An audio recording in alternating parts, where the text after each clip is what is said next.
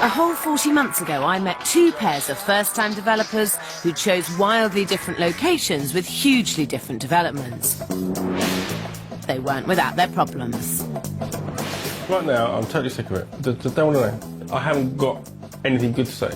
So this is the offending window? That's the window. Yeah. And how long has this issue been going on for now? Oh, 8 weeks, I should think. Must be. So Must 8 weeks you've been arguing over the window? Yeah, just over the window. It's madness. But did this put them off playing the property game? Of course it didn't. This week, I'll be catching up with Tina and Craig Young's latest property venture. I'm really hoping that Sarah's going to say, well done at the end of it, rather than, oh, never mind.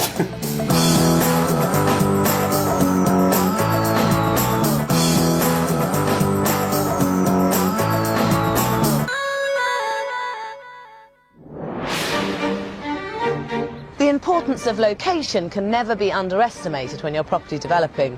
I met two couples over 3 years ago who quickly found out that you can always improve a property, but you can never change the location. If you buy with something like an amazing view already in situ, like Mike Gregory and Sally Breeze have done in Clevedon just outside Bristol, then you're off to a good start. Whereas developments in less exciting positions like this part of Surrey, 20 miles from London, are not so lucky. Developers need to be careful what they invest in.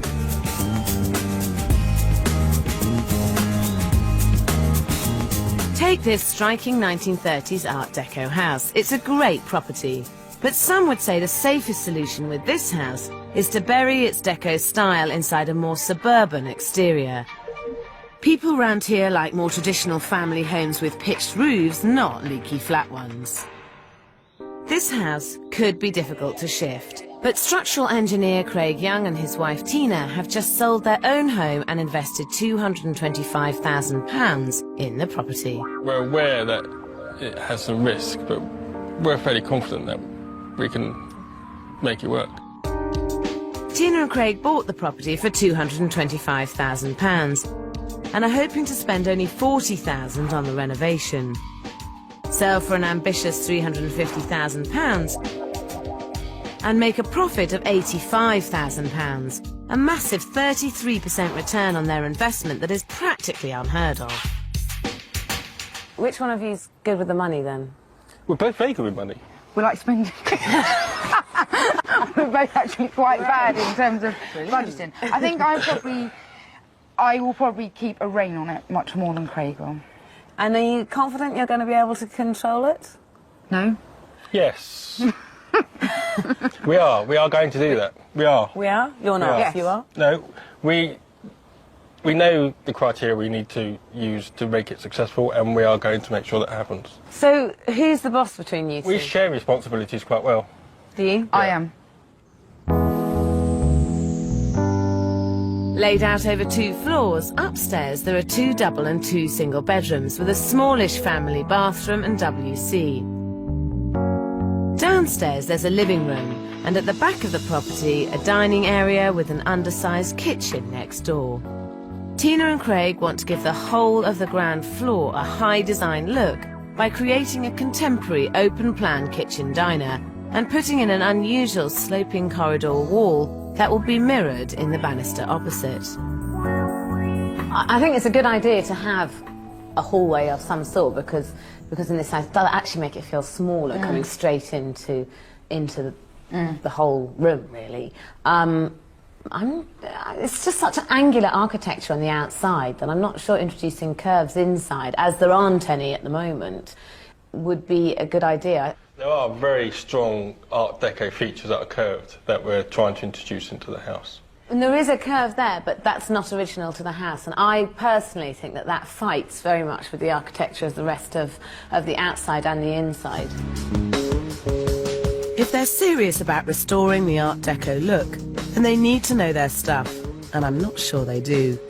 What's more, it will be really difficult to achieve on their £40,000 budget. Add to that the limited market for such a property, and you've got yourself a very risky development. But neighbouring houses have found an alternative. It's interesting, this area, because a lot of this period of house, which they've built between the wars, have put pitched roofs on them. Now, I personally think that in terms of design, that's a terrible thing to do, but there are some buyers who will be alienated by the flat roof and probably may not even come and look at the house in the first place. Considering its neighbours, it's a safer option to copy them and opt for a more conventional pitched roof. It may be hard to find an Art Deco fan who's prepared to pay a premium for this property in this position. And they can't afford for this development to be a failure. We've sold, our flat, to do this project. We've got to make it work. We've got to get some money out of it. Otherwise, our dream of becoming a property developer just doesn't materialise, and we've got a lot riding on it. So if you were in our position, would you still take that risk? And I don't mean to be rude. I don't know how to say this in a nice way, so I'll just say it. But if you're not good enough at design at the inside, it won't work, and if you are, it will. And I don't know how good you are at design. We don't know either. No, we don't, because it's the first time we've ever done it. It's not something I have the confidence to do, which I would ordinarily do. If you haven't got the confidence to do it, then I think you should go down the safe route. I think you should put a pitched roof on. Then you end up with a perfectly nice house, which will sell for a reasonable amount of money. Maybe the first time round you should play it safe. Good. I like safe. For the first time in my life, you won't hear me saying that often, but in this case, I want the next project financeable, and I just want to get out of this one and on to the next one. Unfortunately, you two aren't doing the development together. I'm doing it with you, and I haven't actually made that decision. So it's certainly something we need to seriously think about and consider.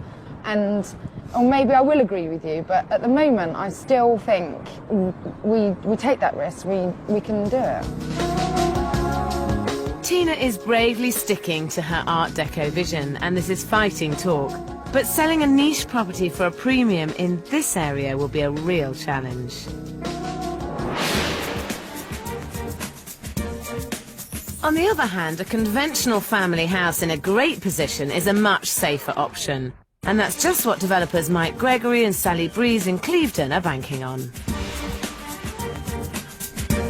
They've bought this 4-bedroom house outside Bristol with views to die for. It could be a great development, and they're feeling pretty pleased with themselves. Kitchen should be nice, bit of wine on the top, bit of fresh fruit, and off we go. In they walk, snap it up. I had this lovely figure in my mind: if we could get away with a 70 spend, we're looking at 100,000 profit. Mike and Sally are hoping to maximise their profit by adding a large 2-storey extension. Unfortunately, they're taking a massive risk with their finances to pay for it.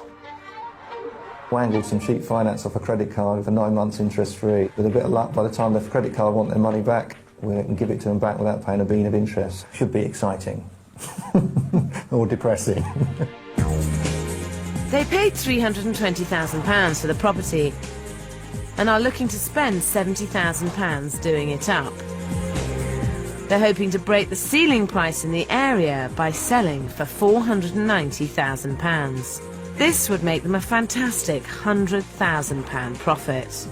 But it does depend on breaking the ceiling price, which is a really hard thing to do. There's only 2 ways that you can break a ceiling price. Either you make your house better than all the other houses in the street, or there's no other house on the street for sale and therefore someone's got to pay more for yours. I don't think you can bank on the second, because there's not much you can do about it. Absolutely. So what are you going to do to make this development stand out? Bathrooms a bit like posh hotels, not that difficult to do, but it really does wow people. Nice floor coverings, people walk in and say, this is what I want to live in, this looks bang up to date, not too trendy, but just spot on, subtle but tasteful. Everything that makes people get impressed with houses. Mike's sounding very confident, and with the development in such a cracking position, he might just pull it off. Back in Surrey, it's starting to dawn on Craig and Tina that they've bought a very risky first development, and now they're getting cold feet about their Art Deco vision. We don't seem to have a problem making the decision, and then we're right, that's what we're doing. But then we tend to change our mind later.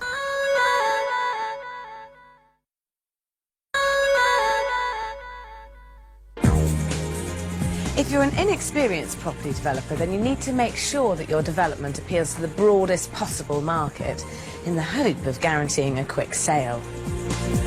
Which is not what Tina and Craig Young are doing. They're developing a niche Art Deco property in an unfashionable part of Surrey. It's week 1 of the development. The builders are cracking on, but Tina and Craig are now starting to wonder if the Art Deco look is right for the property. So I'm taking them to this classic Art Deco house to help them decide once and for all if they're up to recreating the kind of deco look that could get them a premium for their property. I think you should look at this house and make up your mind as to whether you can make the inside look right, because if you can't, don't do it.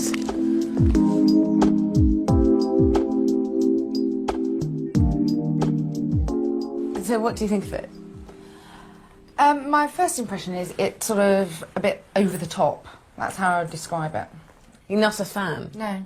Maybe it's just the furnishings. You know, I really don't like some of the furnishings in it. There's elements of this, though, that you have to use and take away. For instance, the height of the door handles, for instance, that makes a massive difference. The door handles are much, much higher than they had been previously. If you look at the skirting and the detail of the skirting, they're low, they're bevel-topped, they're simple. There's a lot of oak, a lot of exposed wood. Sure, yeah.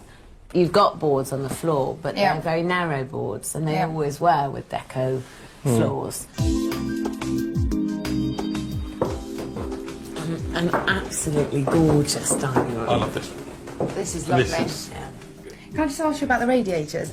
Do you think that's a detail that we must adhere to? I think in an ideal world you would, yes.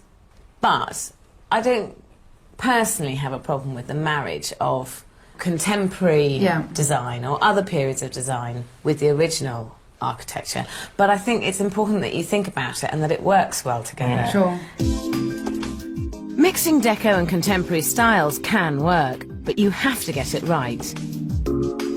If they get it wrong, Tina and Craig will end up with a house that looks right on the outside but wrong on the inside, and that could be impossible to sell. I think you have to decide what you're going to do. Just believe in yourself and go for it, because no decision equals no finished house equals definitely no profit. So I actually believe we could do it, but I'm just risk averse, you see. I don't like taking risks. You're the one who takes the risk, I don't. Yeah. It's your marriage. Having looked at it, there are bits that are really lovely and that we could take away and do on a much smaller scale in our house. And I'm fairly confident that we could do it. Right. Are you happy with that? I love that house, and there's lots in there that I'd like to take to our house. If you're prepared to stick your neck in the line, then deco it is. Deco it is. It's a brave decision for someone who's risk-averse, and it will be extremely hard to do on their £40,000 budget. But at least the site can finally get moving. It looks as if our visit to the Deco property has started to rub off on Craig and Tina. Curves are out and straight lines are in, as Tina and Craig ditch their idea for the curvy banister and the curvy corridor wall that ends up with a nice touch of angular deco design.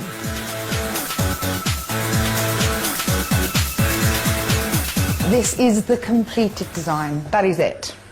This is it. We're having a recessed radiator in here, and that opening there. We think now that wall looks really quite sort of Art Deco-y, so that's the finished design.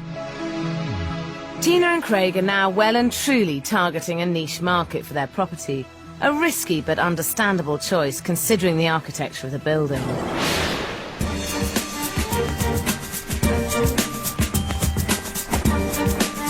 While in Clevedon, Mike and Sally are following through with their mass market, mass appeal approach in the hope of making a £100,000 profit. And they've given themselves a fighting chance because, unlike the Art Deco development, it would be hard to fail in this great location. They're 4 weeks into the development and are adding square footage to add value, but that only works if you get the layout absolutely right. Okay, so this was a lounge. and it's got to be the kitchen.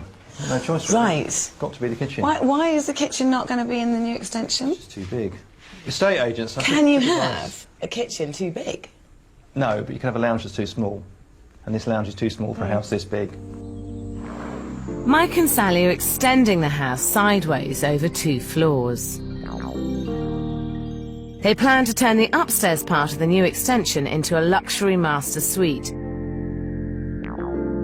And downstairs they plan to create a lounge and a garage. But I think this would leave them with a very inadequate kitchen.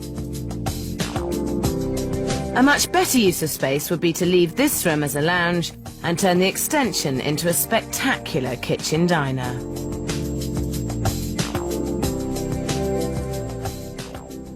Is this a plan here? Yeah.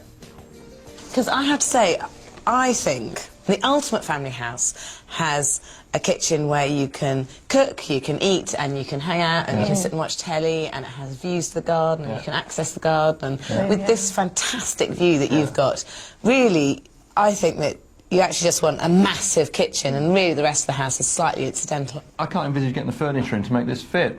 Because, you know, if you don't, unless you brick this up, so you've actually got a window here and you can actually arrange furniture, how do you get a TV? How do you get enough seating in here? They have a sofa there, not a sofa there, have an armchair there. Don't fry me, we're planning this now. Oh, are we too far gone to change? Wow, Your not mind. too far gone, but it's... I just I've think got my that... head around what I planned. How do you feel about it? I like the idea of having the kitchen where everybody congregates and you all chat and cook or make tea and yeah, I can see what you're saying. Yeah, but now, what do we do now? By the end of the day, Mike and Sally have come to a decision. So when Sarah said what she did, he thought, oh no, don't do that. Yeah, initially, I was disappointed, I didn't want to hear that. I thought we got it right. And then she talked you through it, and what she said made complete sense. I think we'd be daft to ignore advice like that from somebody who knows what they're doing. By putting in a large kitchen diner, they are again playing it safe and appealing to the mass market.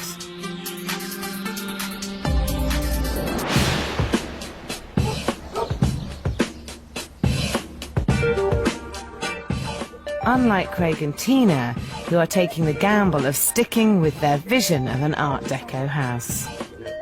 This means restoring the 70-year-old steel windows, all 17 of them.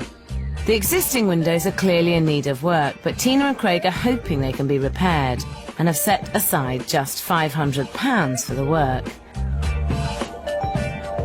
The trouble is, until now, they've never checked if they're salvageable.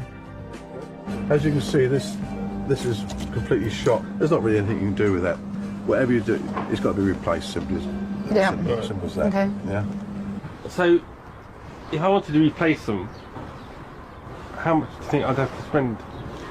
Well, on this project, you're talking in the region of between 18 and 19,000 plus VAT. This is a huge blow, and Craig and Tina should have identified this cost before they even bought the house.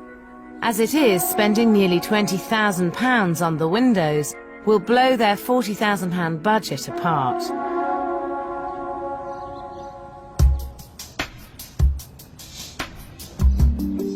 Back at home, the seriousness of the situation is starting to dawn on Craig and Tina.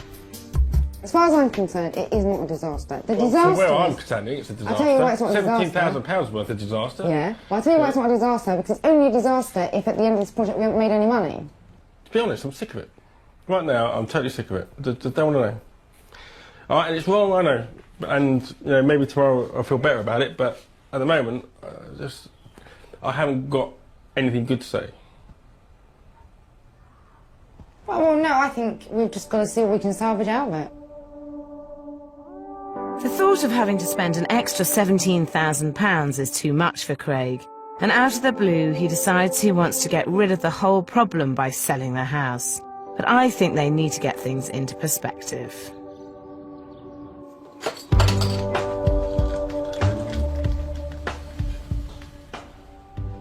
I've been in your situation, and it is really difficult when you just feel that everything is going wrong and you want to just throw in the card. I know that you're at the end of your tether, but the thing is, at this stage, is not to sell. You can't really afford to sell halfway through a development unless you physically have to, because of you're bankrupt or you're going mad, but you really, really can't afford to sell when you've ripped a house apart, because it's worth a lot less than when you started. It just feels at the moment that this project probably isn't the one that we should be pursuing. If this is going to be a career, developing properties, I don't think that you can jump ship on the first development when the going gets really tough. Putting in the windows will push Tina and Craig's budget up from £40,000 to nearly £60,000. And even though their target profit of £85,000 was always ambitious, if they're careful, they should still be able to walk away with a reasonable profit. But first, they have to come to an agreement. Well, I'm fairly confident that Craig will do as I tell him to do, basically. And my view is, we go for it. We've started it. I don't want to give up. I think, having listened to Sarah, it makes me think, yep, we've just got to go for it. We've got to get on with it and get it finished. Tina's still really enthusiastic, and I just hope she can keep the cost down, and, you know, let's crack on and see how we get on.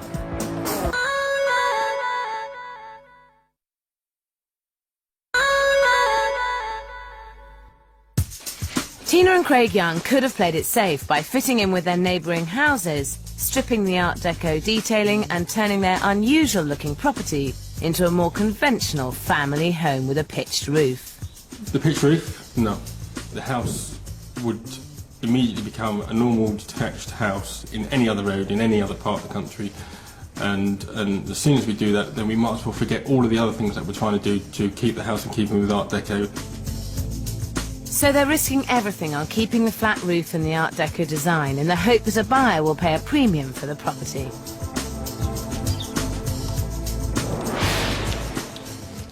In Clevedon, Mike Gregory and Sally Breeze might have chosen a safer house in a safer area, hoping to make a massive £100,000 profit. But they're financing the project on their credit cards, and they need to get it finished before the interest payments start. 2 months in, Mike gets some bad news from his builder.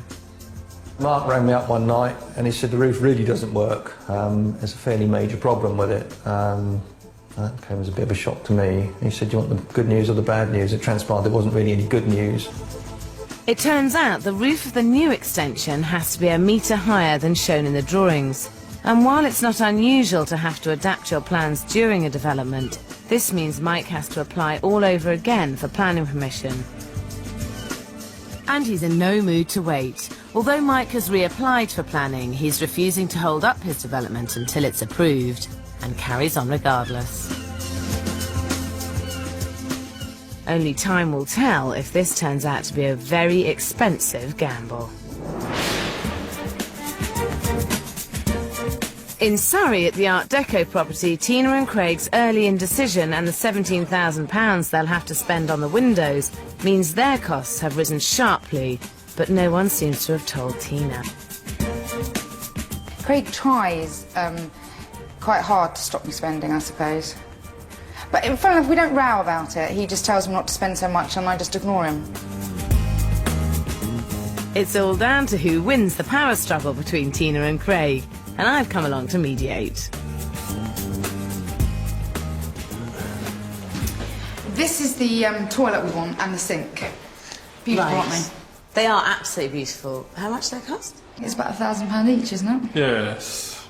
£1,000 for the pan and toilet, system. Yeah. And £1,000 for the basin. Yeah. Okay. That actually is quite a lot of money, I personally think, on a pan and system. Is it not? I mean, have I gone mad? Is that not? No, you are mad, but it is a lot of money. I think we've probably gone mad. I've probably gone mad. I think it is quite a lot of money. It's not a lot of money. It's a massive amount of money. Do you think this is a good idea? I think... no. Who is controlling the budget here? Or is anyone controlling it? Or not? I am doing my best to curb the spending. Does that mean controlling budget? Is that the same thing? You're busy spending, are you? Yeah. Okay. No, I am in control of it. We are in control of the budget, aren't we? Where are you? How much have you spent? We've spent our budget. Yeah. And more. Yeah. Tina seems intent on unnecessarily eating into their profits.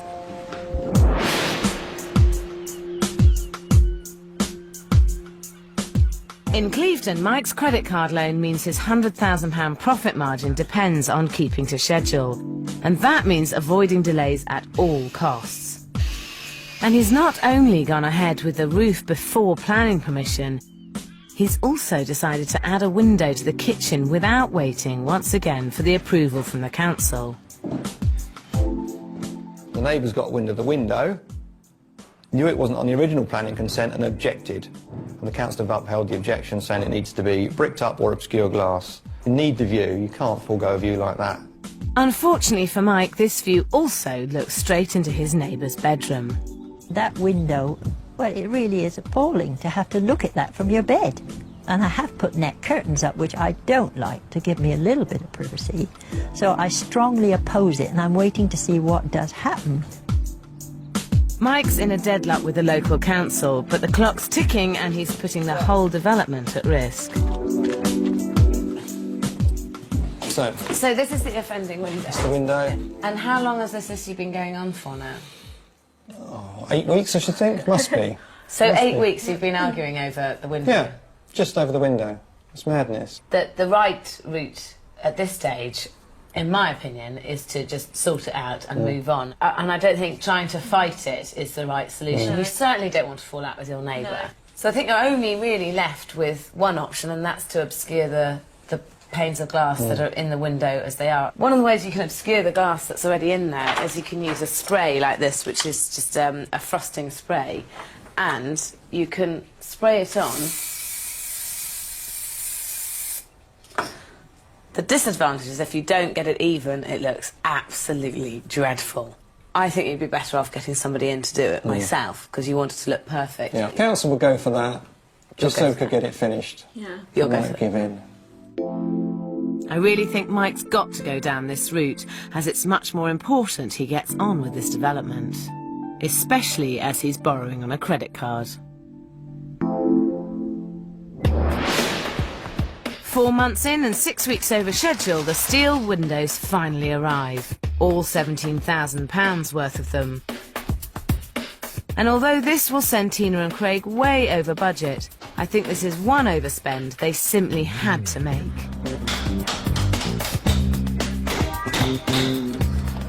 To get them in, it's been long and arduous, but now that we've got them and they're going in, it's absolutely fantastic. It's a major turning point as the final stages of the development can get moving.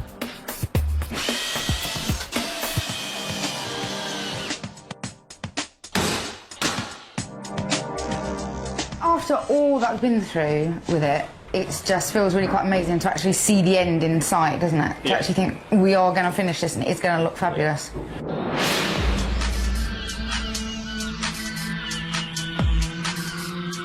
In Clevedon, the development is also coming together. The local council have approved my idea of obscuring the lower half of the kitchen window, as well as allowing the extra height on the roof. The trouble is, the extra window, alterations to the roof, and a last-minute decision to put decking in the garden have all come at a cost.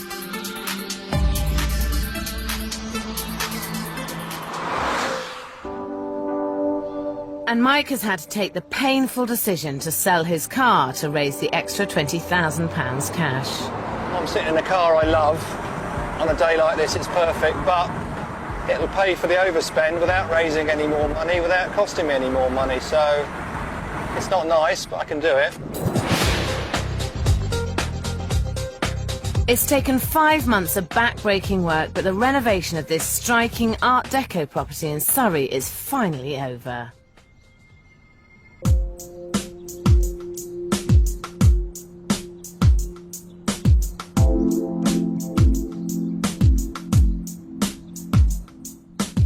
I had my concerns as to whether Tina and Craig could pull off the Art Deco design, but they've done their homework and got the detailing just right.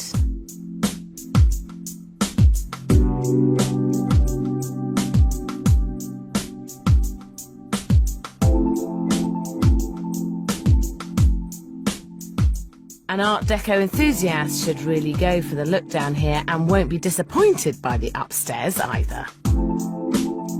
There's no expense spared here, especially in the bathroom. Oh my word, you did it. You bought that loo. You have spent so much money on this place. It looks fantastic though, doesn't it? It does look good, but my goodness, there was no control about the money, was there? Yeah, there Spending was like control. unlimited. Craig, do you think that Tina's actually brainwashed you into just opening the checkbook and just going for it? No, I think we agreed that Tina was probably looking after the budget and I just gave up. He certainly did. The final result is their original £40,000 budget rose to a massive £118,600. That is a lot of money. So that's actually 3 times your budget. I'd like to say there are absolutely no regrets about the amount of money we've spent because we've got such a beautiful house, but of course there is. We must regret some of the money that we spent because it's just cut down any profit we make massively. Are you still hoping that you'll get 350? Because if you got 350, that would give you a £6,400 profit. So at least it's a profit. It's a profit, yeah, we haven't lost anything. We have had 3 agents round to value the property, and they didn't come in as high as I know you'd like. They came in at 310, 320 and 325.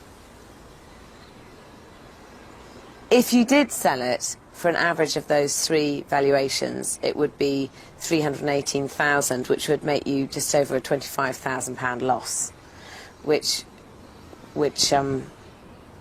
isn't great. No, it's awful. You're speechless. Just terribly disappointed. I would really dearly have liked it to come out at the 350 and for there to be a good profit and go straight on to the next one and that kick us off on a really good, successful venture, and it hasn't. There were 2 challenges to this development.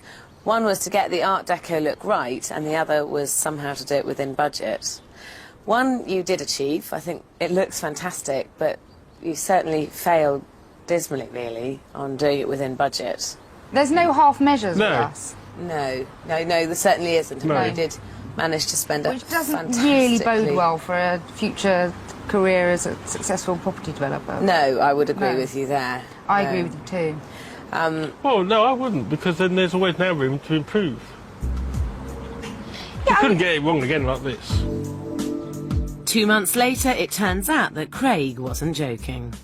Despite the last project being a complete disaster, it's only made me more determined to succeed. Rather than sell at a loss, they move into the Burr Heath development and set out on the hunt for their next project.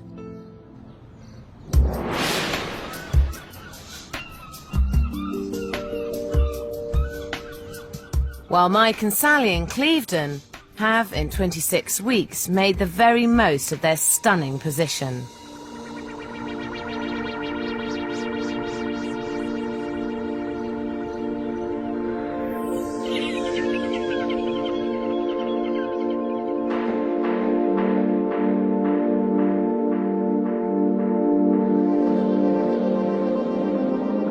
The fabulous kitchen diner with its stunning views will really help sell this property. By taking my advice and putting the kitchen in the extension, I think they've ended up with the ideal space for family living. Upstairs, the master bedroom certainly makes an impression, and the ensuite is very slick.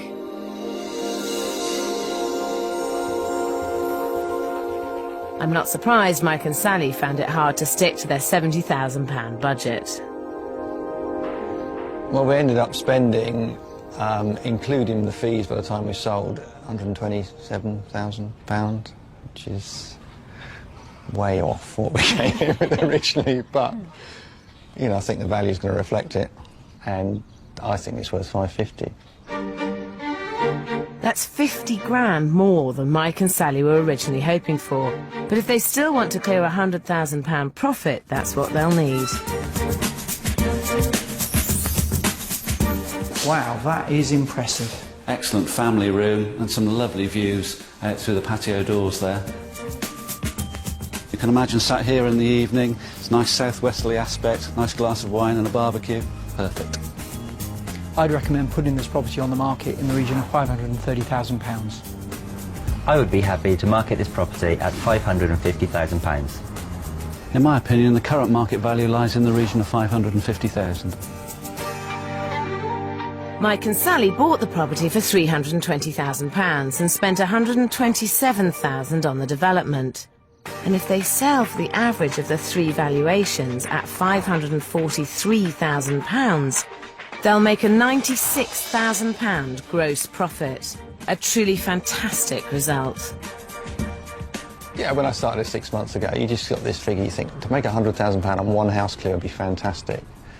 5% below that, I'd be happy with that. Well, that's still a big chunk of money for 6 months' work. A week later, Mike and Sally get a great £550,000 offer, but unbelievably they reject it. Instead, they make the big decision to move into the development and sell the family home to fund their next project. It takes just 2 months to find, and this time the setting couldn't be more different.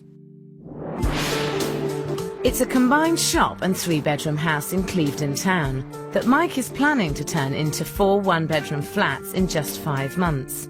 And while his last property was a safe bet in a prime location, he's now bought on a busy road right next to a pub with a distinct lack of parking. He bought the property for a well-priced £230,000. The clock is already ticking on a budget of £100,000, as once again Mike couldn't resist the lure of cheap credit cards. And he hopes to sell all 4 flats for a total of £430,000, giving him a great potential £100,000 profit. It's week 1, and just as with his first property, Mike is on-site project managing, which is a good thing because unfortunately problems with this ancient building have now materialised. This looks a bit serious. It's supposed to be supported by the wall, and it's not. The whole thing just moves. Mike has a massive problem on his hands. It turns out the old timbers are riddled with wet rot, but they're essential to the character of the building, and salvaging them is a huge job.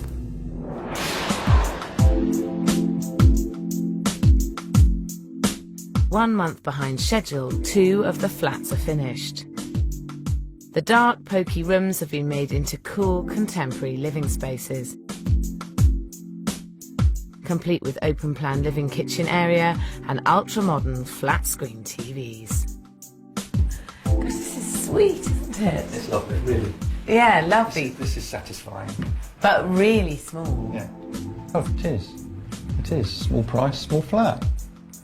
Can't argue with that. By giving these flats a young and stylish feel, Mike's done everything he can to stack the odds in his favour. He's had a local agent in, and the valuation is in line with the £430,000 he wants for all 4 flats. If he does manage to sell them, he'll make a tidy profit. So potentially, if you sell it, a potential £100,000 profit on this. That's what we're in it for. No profit, what's the point? So is it dentistry or is it development? What's your thing? It's both.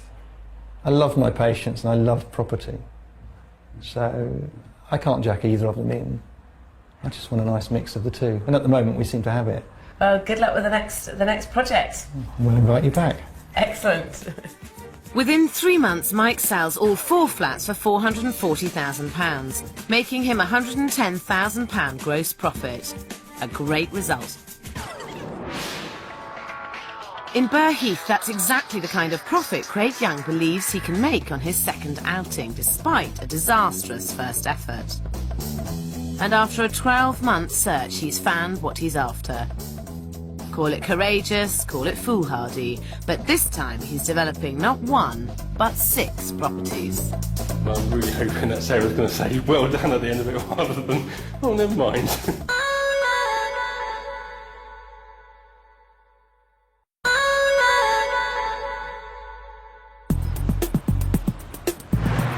Even though Craig and Tina Young moved into their first disastrous development rather than sell at a loss, they're hardly playing safe with their second. They've just bought this pair of 2-bedroom semis in Merstham, Surrey, but don't have planning permission to do anything with them. On the upside, though, they do have a secret weapon. Yeah, I mean, obviously we've found our sort of second development, well, Craig has, and he's sort of doing that himself, really, without my assistance, aren't you? Yes. Primarily because I've sort of gone on to do other things. I enjoyed doing the development last time, but the building and the dirt and things like that, I don't really like that. I just liked spending the money, really. Yeah. And we realised that I couldn't do that again on this one. Yeah. I'm confident that we're going to make some money out of it, and the fact that I'm not involved makes me even more confident that we'll make some money out of it. Tina's not involved, and that's not the only way Craig hopes to make money on this project. He has ambitious plans to add a large rear extension and create 6 1- and 2-bedroom flats. What's more, this time the location should work for him rather than against. This property has absolutely fantastic links for transport. It is right next to the M25. It is very sought after for some of the local amenities. But I'm very comfortable with this property. There are some familiar faces on site as Craig is in a 50-50 venture with the builders from his first project. Good developers always nurture their contacts, but as in any partnership, be careful to pin down a detailed agreement. With this property, we have 6 units. We have a multiple of 6 times the errors to make on overspend as opposed to the last one. Bringing builders into the picture on this one, really very much more confident that £1,000 won't be spent on a sink and a further £1,000 won't be spent on a toilet. They bought the property for a reasonable £426,000 and have a budget of £250,000 to complete the whole job in 7 months. They hope to sell all 6 flats for a whopping £1.2 million, with Craig taking half of the £524,000 profit. The trouble is, as it stands, they can't spend a single penny because planning aren't happy with the size of the extension.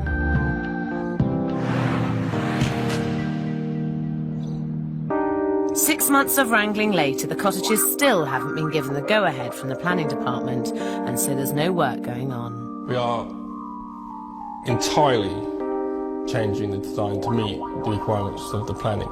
The layout to the extension has changed probably out of all recognition, and it was purely to alleviate some of the concerns of our neighbours. In that 6 months, that's what we've been doing. Buying a property and then securing planning permission can be very profitable, but it's also very risky. Craig's about to find out if that risk is going to pay off.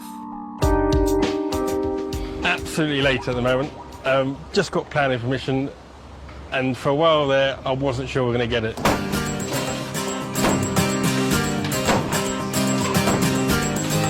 This is great news. With planning secured, this project can finally get off the ground.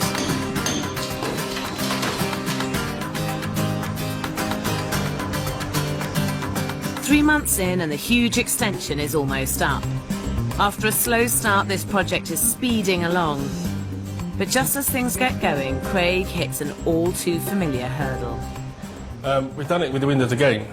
I'm absolutely sick of these windows. We knew that they had to be timber framed, but we didn't know that they had to be individually paned timber framed, and it's going to cost us a fortune, and it's not in the budget. Craig's window jinx strikes again. He gambled the planners would not insist on replacing the expensive individual panes and got it wrong. He does manage to negotiate the cost down, but it's still a blow to the budget. If I ever go near another property with windows, shoot me. With the windows sorted, thankfully, the development goes through to the end without any more major hiccups. The question is, has he been able to create a quality product within budget? Just 8 weeks over schedule, the flats are completed. At the front, these once dilapidated cottages have been given a much-needed facelift, bringing them bang into the 21st century. The rear is not going to win a beauty prize, but it has added a lot of square footage. Inside, these are very competitive starter flats. The living space is way above average, and so is the finish. From the solid oak floor to the brushed steel fittings, it's impressive quality for the low end of the market. It almost looks as if Tina's been on a spending spree. Hello. Hi. How are you? Very well, thanks. Good. My goodness. What do you think? This is an amazing achievement. Thank you. Have you missed being able to be involved? No. I don't miss the stress, I don't miss the arguments. No, I haven't had any involvement and no checkbooks were given to me at all. How strict you are. Oh, no, it wasn't. It was just good planning. So you went into a joint venture with the contractors on this, which is a great way to do it if it works, which, well, clearly it has in this instance. And I think it sometimes is fraught with horrendous problems, but clearly you're the right person to be doing it with the right contractors. And it's a great team, because these are a fantastic product that you've got here. Thank you very much. Yeah, it was good. In small starter homes, it's important to use the limited areas efficiently, especially in the kitchens. And Craig's pulled it off here. The space-saving dishwasher tucked underneath the oven is a really clever touch. The flats are a resounding success. But what about the budget? You were hoping to do it for £250,000, weren't you? How much did you end up spending? I think we're up to about 375 at the moment. 375? Yeah, we watched the market and the return was there the whole way through, and we have increased the spec to get a better buyer. Riding the market is not a strategy I would recommend, but this time luck is on Craig's side. He hoped to sell all 6 flats for £1.2 million. Our 2 agents have valued them from just below 1.3 million to just over 1.4 million pounds. Your 50% share of that profit would be between £242,000 and £309,500. Whichever way you look at it, that's quite a good deal, isn't it? It's nice, it's comfortable, it's good. Makes up for last time. It does make up for last time a little bit. But you put the work in to get that out. Tina and Craig took the disastrous experience of their first development and turned it into a great profit this time around. Like Mike Gregory in Clevedon, they went on to develop multiple units, and I reckon they all stand a good chance of making serious money from the property game.